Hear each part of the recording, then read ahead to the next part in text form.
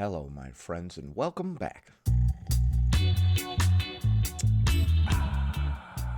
Today, we're going to be taking a look at the very first installment of a brand new series that I like to call What I Read Wednesdays, where we take a look at some of the most interesting books that I can find. We're going to start this series off by reading and analyzing the Tess Holliday book, Take Up Space, Y'all. Hopefully, since I'm only reading a couple of chapters and providing my analysis and commentary, we don't have any issues with copyright. I've seen other people read and analyze books before, so hopefully we don't have any problems. Before we proceed, please click the like button so that I may apply comb to mustache.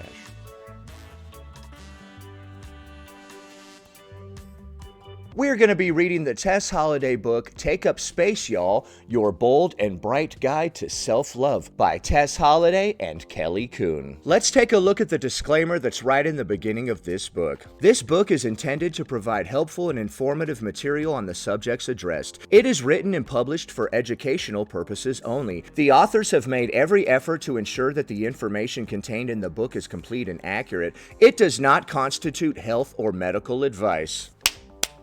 That takes care of that. We can't be held liable. This is not medical advice. For my younger self, who navigated the twists and turns of childhood with a heart full of wonder and an unbreakable spirit, Tess Holliday. Introduction. Get to know Tess Holliday.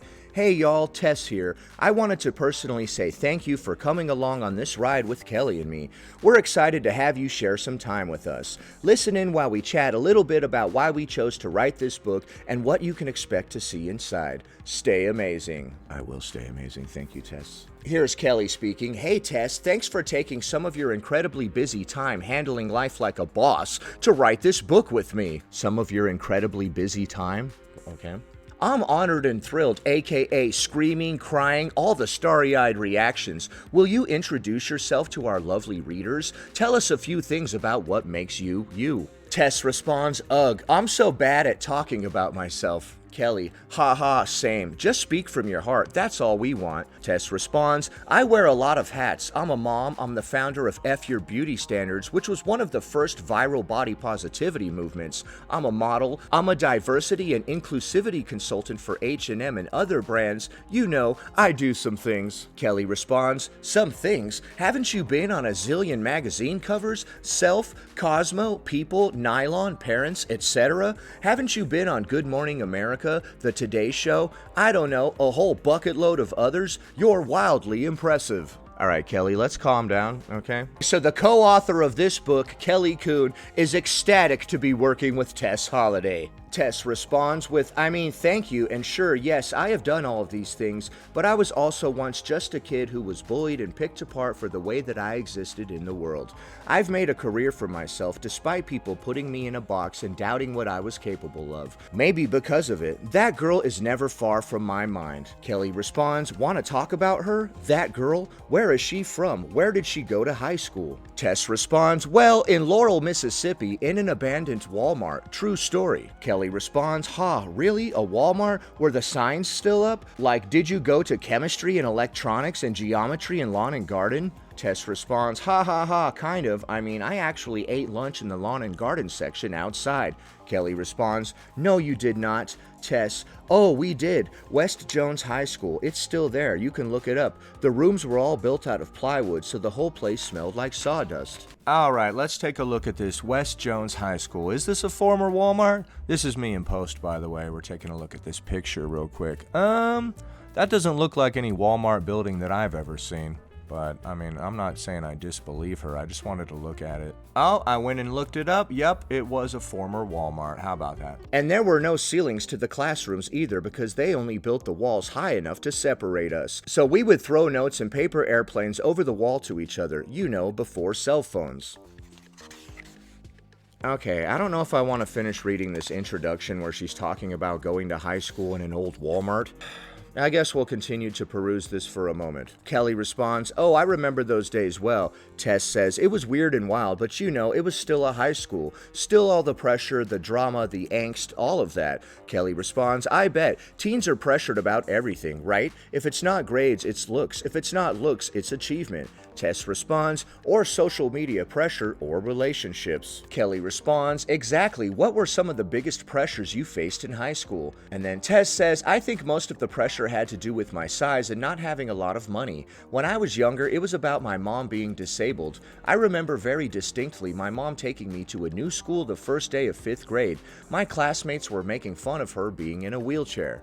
Oh, that's messed up. Kelly responds, "Awful." And then Tess says, "It was. Before then, I had never really been bullied. So that was kind of my first introduction to it. But as I got older, most of the stuff was about my weight, my status." And then Kelly said, "How did you deal with it back then?" Tess responds, "At first, I buried myself in things I liked to do. I sang in the singers, which was what we called chorus. I was an alto, and we practiced in the loading docks." Kelly says, "Of course you did." Tess responds, "Haha, yes, Walmart. I'd sing and hear it echo off the walls in the chain link fencing and kind of escape into my head and let it all go. But you know, even that wasn't perfect. My outfits all had to be custom made when we performed. Different materials, different shapes. It made me stick out and feel uncomfortable. That's why size inclusivity is so important to me now. Kids should never feel the way I felt when I was just trying to do something I loved." Kelly responds, "Do you sing now? Are you going to add famous singer to your long list of accomplishments?" Tess responds, "Ha, the world isn't ready for my Paris Hilton, stars are blind moment." And then Kelly says, "Okay, but I am."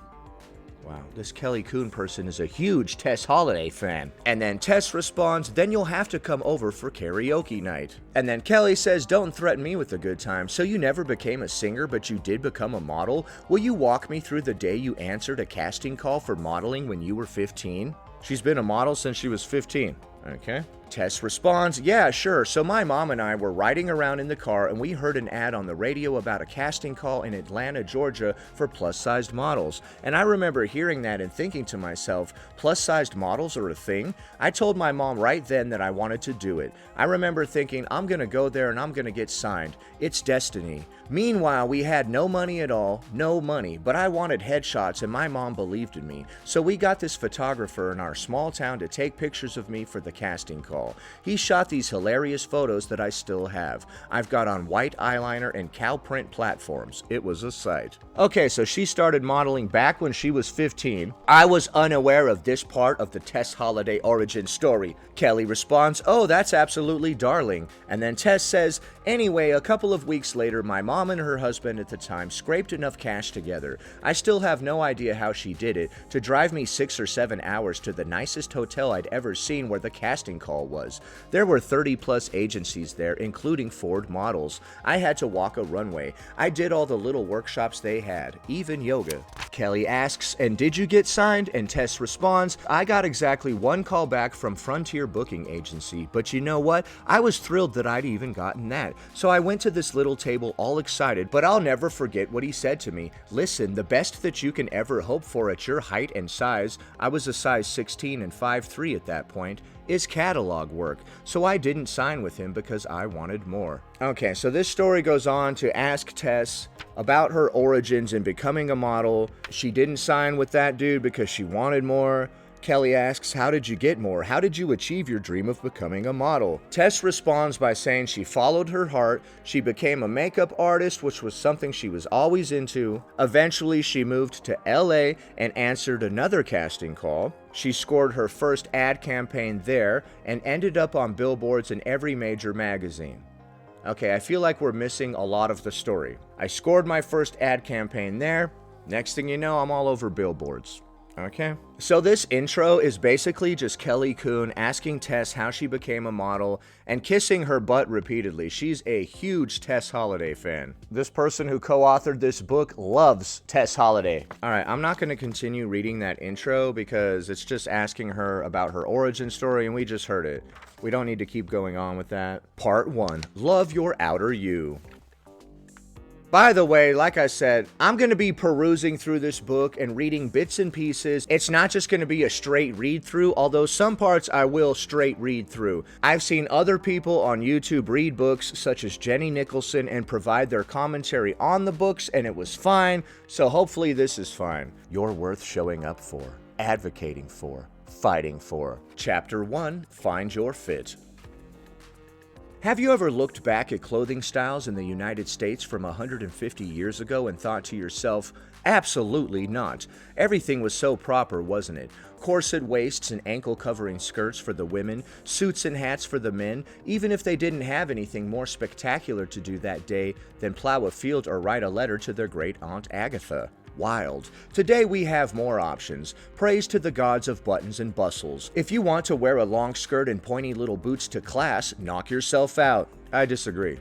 You will absolutely not wear a long skirt and pointy little boots to class. If you want to wear a three-piece suit to walk the dog, you do you. I also disagree with that. If you want to wear a t-shirt and pair of sweatpants every day for the rest of your life, you probably can, unless you're attending the funeral for your great-aunt Agatha, in which case, dress up a little. She's family. Oh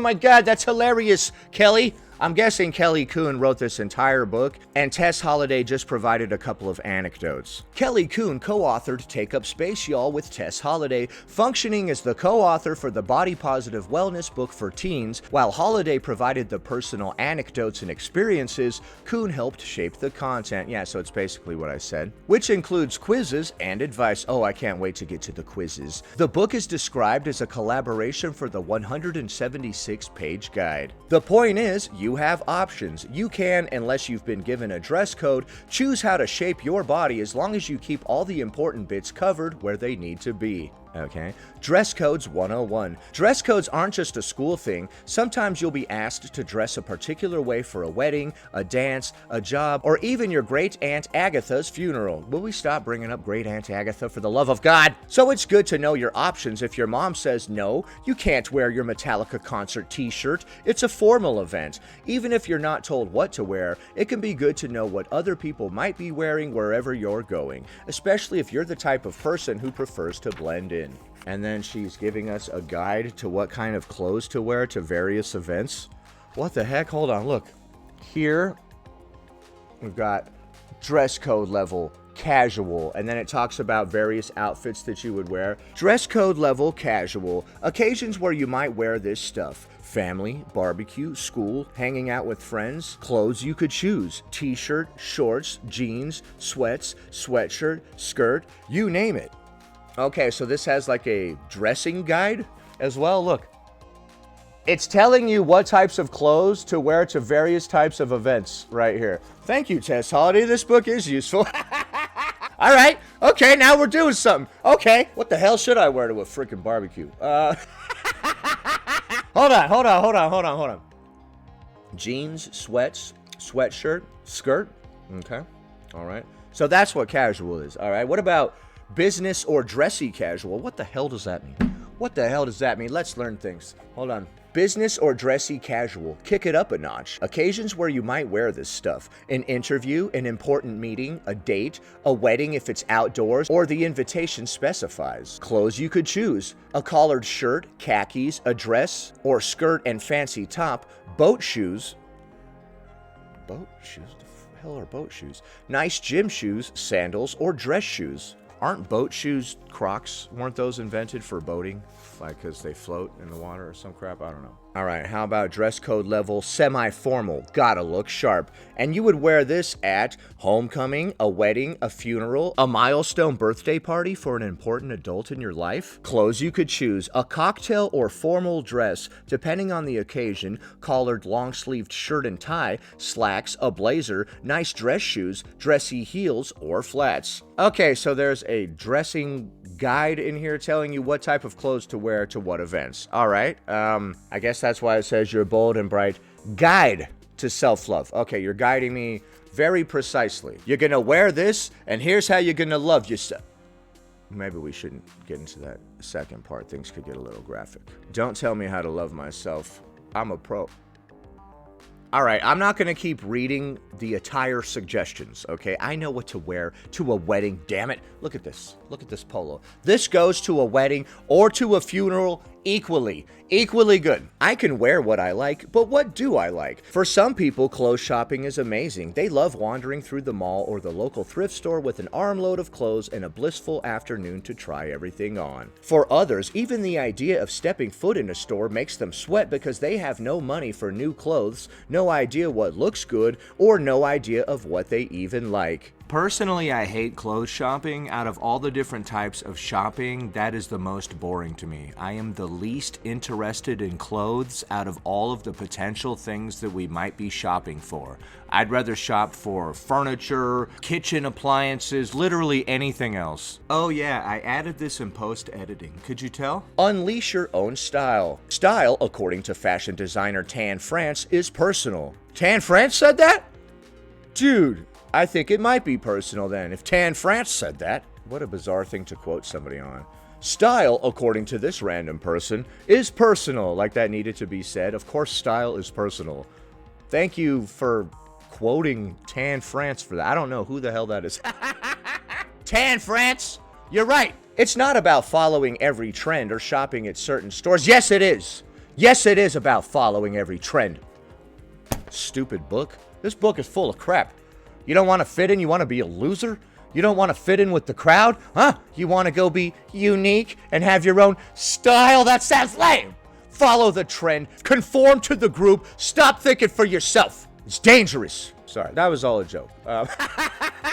You're like, then why wasn't it funny? Shut up, okay? My jokes don't have to be funny. They're that good. They're that damn good. Okay, so I should unleash my own style and all that type of stuff according to Tan France. When Tess was growing up, there weren't that many plus-size clothing options for teenagers. One of the only stores that even sold stuff in her size was Lane Bryant.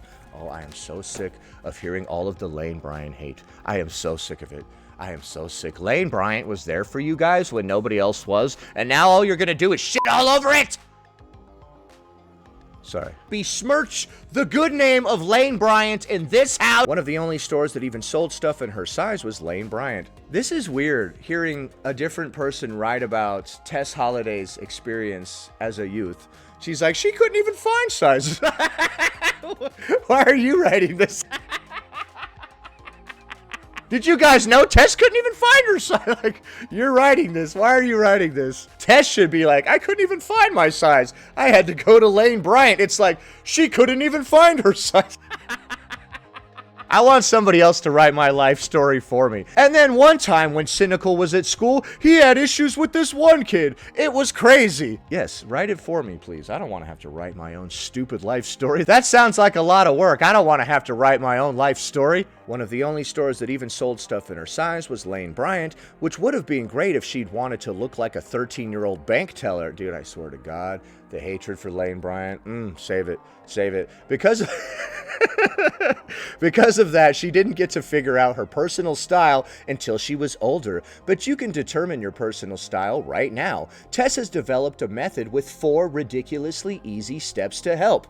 Okay, you're going to help me find my personal style. Step 1, find your starting point. Okay, dig into your closet. You probably have a few items that you absolutely love to wear. I do. I actually do. Thank you. Maybe it's a concert t-shirt and an incredible pair of kicks, or maybe it's some jeans and an old jacket your grandpa used to wear. Who the hell's wearing their grandpa's old jacket? He died in that. Okay, that is not cool. That is absolutely inappropriate. Why did you go there? You made this video very dark. No, I'm just kidding. He didn't die in it. Whatever it is, there's a reason you like that stuff. See if you can find commonalities among the pieces. Is it the fit you're drawn to? Silhouette? Comfort? Color? Nostalgia? What makes you love them? I don't know. I often like to wear just like a super tight t-shirt where I'm just showing off all the goods, you know? I used to call them a schmedium, like a medium but small, a schmedium.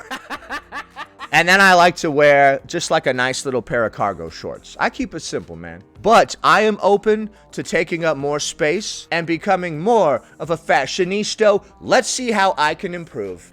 Step 2, dream big. On socials, follow people, maybe actors, fashion bloggers, influencers, musicians, or community leaders who dress in an interesting or inspirational way. Screenshot some of your favorite outfits. You could make a mood board or save links in a platform like Pinterest. Okay, so I need to follow people that have an interesting and inspirational style. Okay.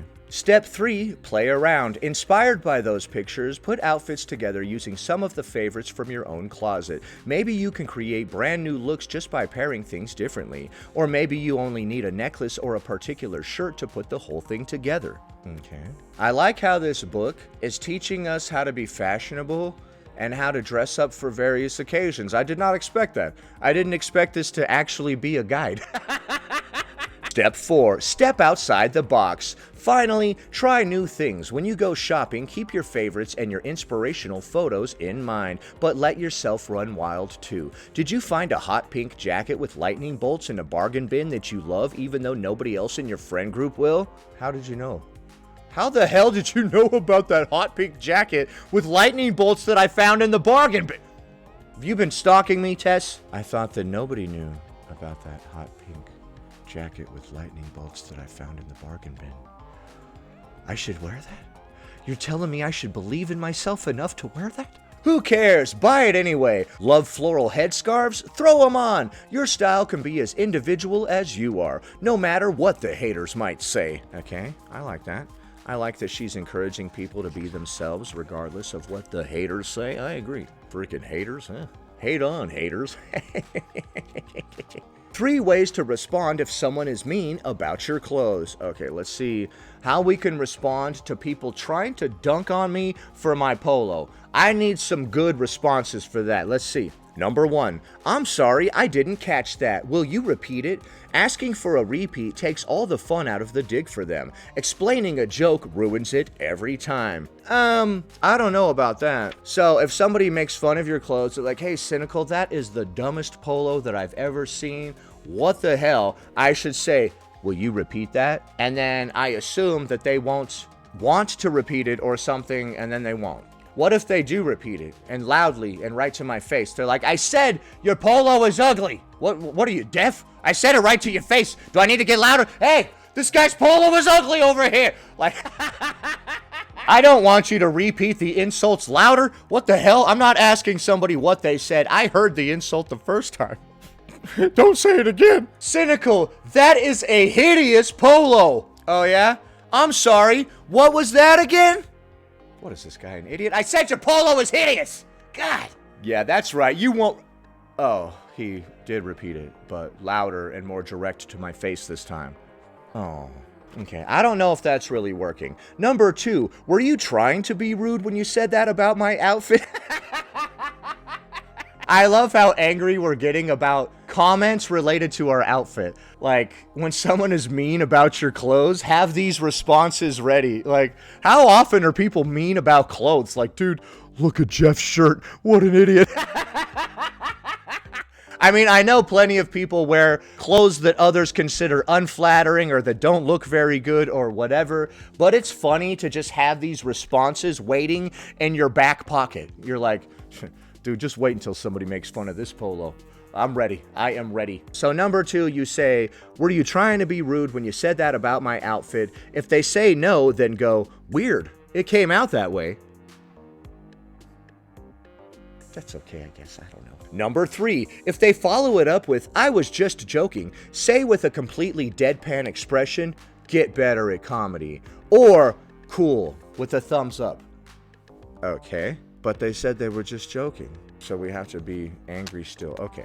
All right, now here's a color wheel that teaches us about primary, secondary, and tertiary colors, teaching you how to dress. This guide is actually pretty useful, like when it comes to how to match your clothes and all this type of stuff. I actually don't know anything about any of this. I am learning. I'm learning about fashion today. How about that? You know, I came here to make fun of this book, but I left here a fashionista. Thank you, Tess Holliday. Buy the book.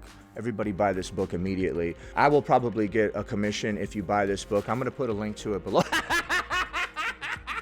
Oh, I'm such a prostitute. I don't care. Buy this book, and then I will get money. Okay, so when you're choosing an outfit, choose colors that are analogous, choose colors that are complementary, choose neutrals. Choose colors you simply like. All right, so we have not yet got to the body positivity aspect of this book at all. So far, we've only gotten fashion advice and learned a little bit about Tess Holliday's origin story. She went to high school in an old abandoned Walmart. She took chemistry in the lawn and garden section, apparently. So far, we haven't got into the body positivity stuff, but we will get there next chapter if I don't have any issues with copyright. I've heard that it's actually really sketchy to read a book in terms of copyright, so hopefully I don't have any issues. I only perused through a couple of chapters and gave my commentary on them. This video is not meant to be a replacement for this book. Let me know if you enjoyed hearing me read this book. Hopefully I don't have any issues with copyright, and then we can continue with the book. So what do you think of the book so far? Leave a comment below. Happy Wednesday, everybody. Anyway, that about does it. Thanks for watching, commenting, liking, and subscribing, and I'll see you in the next one.